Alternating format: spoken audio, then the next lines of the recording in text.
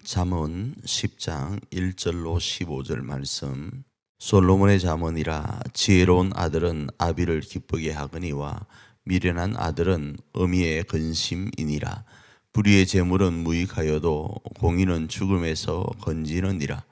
여호와께서 의인의 영혼은 줄이지 않게 하시나 악인의 소욕은 물리치시느니라.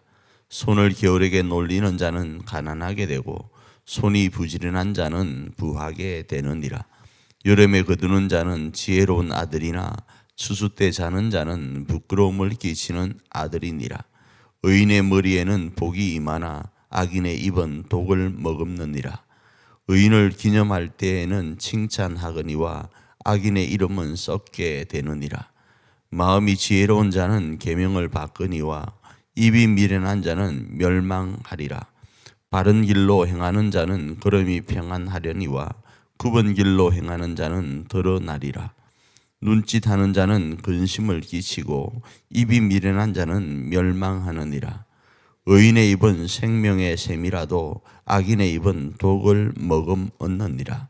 미움은 다툼을 일으켜도 사랑은 모든 허물을 가리느니라. 명철한 자의 입술에는 지혜가 있어도 지혜 없는 자의 등을 위하여 채찍이 있느니라. 지혜로운 자는 지식을 간직하거니와 미련한 자의 입은 멸망에 가까우니라. 부자의 재물은 그의 견고한성이요 가난한 자의 궁핍은 그의 멸망이니라.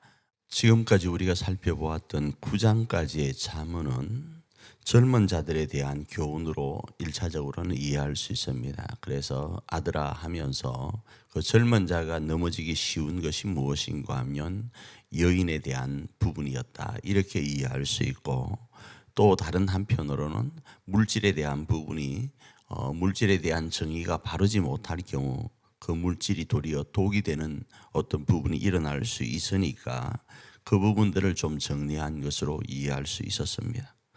그런데 오늘부터 10장부터 시작되는 이 말씀들은 이제 계속적으로 대조적인 표현을 쓸 겁니다. A가 이러하면 또 B는 이러하다, 의인은 이러하면 악인은 이러하다, 이걸 계속적으로 비교해 가면서 대조적 표현을 통해서 말씀을 할 것입니다. 그 중에서 공통된 부분은 이겁니다. 참된 가치를 추구해라, 이 내용입니다. 하나님께서는 본질적으로 의와 공의로우신 분이셔서 사람도 하나님 앞에 복을 누리기 위해서는 의와 공의로운 모습, 그러니까 참된 가치를 가지고 살아가야 된다를 말씀하고 있습니다. 그래야 할 때 하나님으로부터 뭘 받을 수 있는가?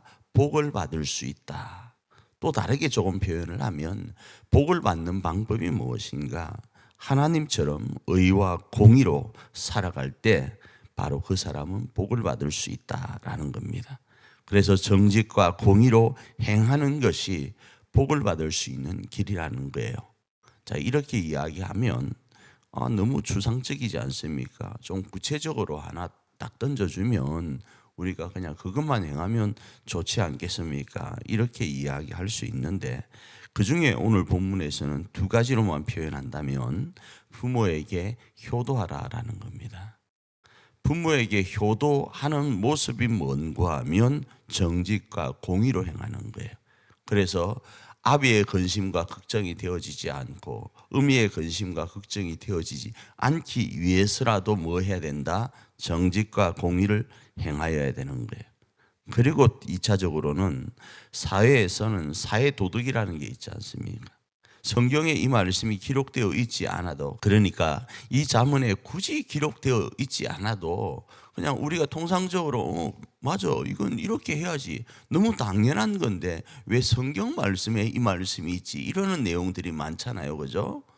그 내용, 바로 사회도덕적인 부분을 행하는 것이 뭐다고요? 하나님 앞에 정직과 공의로 행하는 것이 되어서 하나님으로부터 복을 받을 수 있다는 거예요. 어려운 거 아니잖아요, 사회도덕을 행하는 건요. 그래서 부귀는, 하나님으로부터 부귀는 정말로 소중한 거예요. 그런데 이 부귀는 가난보다는 분명히, 빈곤보다는 분명히 편리하기는 하지만 이 북이 재물에는요 위험 요소가 있어요. 재물과 비교하기가 좀 어떨지 모르겠지만 하나님 앞에서 부부의 삶은 엄청나고 고귀하고 존귀한 생명을 잉태할 수 있는 관계예요. 그렇잖아요. 그런데 여기에는 위험 요소가 있어요. 그것이 아닌 생명을 잉태하고 출산하는 도구가 아닌 쾌락을 쫓게 되면 패가 망신의 지름길이 되어요. 마찬가지로 물질도 엄청 소중하고 엄청 편리한 겁니다. 그런데 이 물질에는 뭐가 있다고요? 위험 요소가 많아서 그 위험 요소 때문에 하나님은 계속적으로 그 위험 요소의 경계를 정하시는 거예요. 젊은 자에게 음녀를 조심해야 될 이유를 계속적으로 조심해야 될 그 원칙과 그 선을 계속 정하는 거예요. 물질도 마찬가지로. 그래서 만일에 재물을 탐욕과 불의로 얻으려고 한다면 뭐 때문에요? 가난과 빈곤보다 편리하고 사람과의 관계 속에서 내가 할 수 있다 보니까 탐욕과 불의로 얻으려고 할 때는 그 재물은 그 위험 요소에 그대로 멸망의 길이 된다라는 거예요. 돈이 많다? 그것이 영생을 얻는 길이 아니라는 거예요.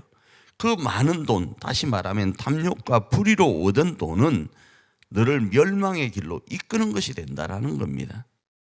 그래서 어떻게 하라고요? 하나님으로부터 부유한 자가 되라는 거예요. 만일에 남의 등을 쳐서 부유함을 원하는 자는 내가 멸망할 수밖에 없는 길을 걸어가는구나를 생각하고 하나님으로부터 낸 부유한 자가 되는데 그 부유한 모습은 오늘 본문에서는 부모에게 효도하고 사회 도덕을 지켜가는 거다. 그 중에 또 조금 더 구체적으로 말씀을 드리면 하나님 앞에 정직과 공의를 행하는데 말에 있어서도 하나님 보시기에 아름다운 말을 하고 눈을 뜨고 누군가를 쳐다볼 때에도 그 눈이 흘기는 눈이 되지 않도록 하라고 이야기를 합니다.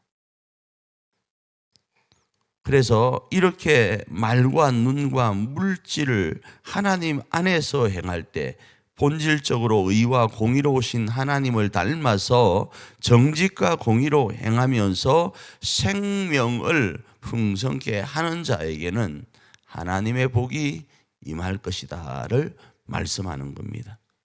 바로 그 주인공이 오늘도 저와 여러분이 되어서 하나님이 내신 정직한 부자, 공의로운 부자, 하나님 닮은 부자가 되기를 축복합니다.